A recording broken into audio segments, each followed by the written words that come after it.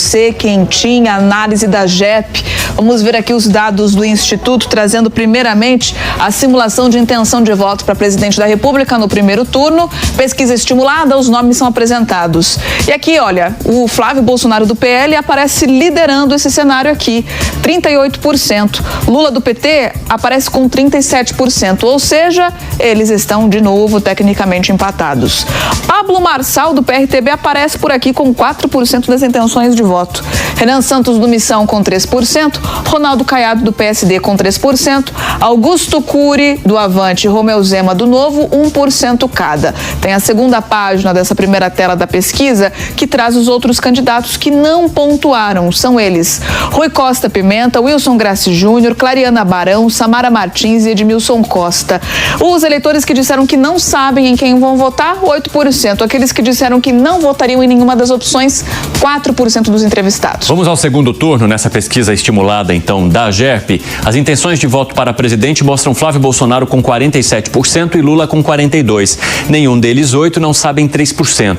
Mesmo com a margem de erro de 2 pontos percentuais para mais ou para menos nestas 2.400 entrevistas feitas em todo o país, Flávio Bolsonaro levaria, porque ele ficaria com 45%, Lula com 44%, ou seja, venceria nesse retrato aqui feito pelo Instituto GERP por 1%.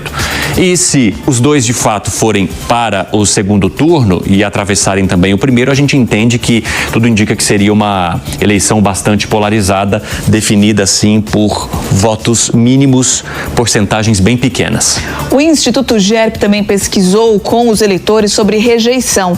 Eu quero lembrar aqui que esse levantamento está registrado na Justiça Eleitoral no código BR 03547/2026. Rejeição, então, em quem os eleitores não votariam de jeito nenhum. 49% disseram que não votariam de forma alguma em Lula. 40% em Flávio Bolsonaro. 11% rejeitam Pablo Marçal, assim como 10% rejeitam a Ronaldo Caiado. O mesmo índice para Romeu Zema. Renan Santos tem rejeição em 8%. Rui Costa Pimenta, 8%. Samara Martins também 8%. Tem outra página aqui da rejeição. Isso, a continuação dela. Edmilson Costa, 8%. Hertz Dias, Clariana Barão, Wilson Graci Júnior, 7% também, assim como Augusto Cury. Agora, quem não sabe opinar sobre a rejeição, 4%. Não votaria em nenhum dos candidatos, rejeita todos, 3%. Votaria em qualquer um deles, tem essa opção também, 2% responderam assim. Vamos agora aos problemas apontados pela população brasileira. Violência e falta de segurança ou de policiamento aparecem como 45% na preocupação desses eleitores que foram ouvidos. A falta de hospitais e postos de saúde, 26%. 25% entendem que a corrupção é que precisa de um combate imediato no país. Para 23%, a situação mais crítica tem a ver com a falta de médicos e de profissionais. Os impostos muito altos incomodam 17% dos eleitores. E escolas e colégios ruins foram apontados por 16% como o problema que precisa de uma solução imediata. Tem mais página aqui, lembrando que é um questionário de respostas múltiplas, por isso não soma 100%. O eleitor pode escolher mais do que uma opção.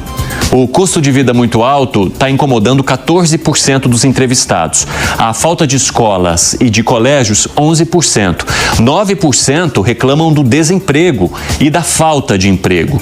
3% tem um sério problema com saneamento ou falta de rede de esgoto. O uso de drogas é um problema sério para 3% também. E a falta de cursos profissionalizantes é a demanda de 2% daqueles que foram ouvidos. Mas antes de terminar, existe um ponto que não pode ser ignorado. Uma pesquisa eleitoral é um retrato de um determinado momento e não uma previsão do resultado das urnas. Nesta pesquisa GERP, Flávio Bolsonaro aparece numericamente à frente de Lula no primeiro turno, mas os números estão dentro da margem de erro e configuram empate técnico. Já em um cenário de segundo turno apresentado pelo levantamento, Flávio aparece com 47% contra 42% de Lula, uma diferença de 5 pontos percentuais. iguais. E é justamente por isso que esse resultado chama tanta atenção. Não estamos falando apenas de quem aparece na frente, mas de uma disputa que pode mudar rapidamente conforme novos candidatos, alianças, campanhas e acontecimentos políticos entram em cena. A partir de agora, o mais importante é acompanhar a sequência das próximas pesquisas e verificar se esse resultado representa uma tendência ou apenas uma fotografia momentânea da corrida eleitoral. E é esse o nosso compromisso aqui no Política do Batista. Não apenas trazer a manchete,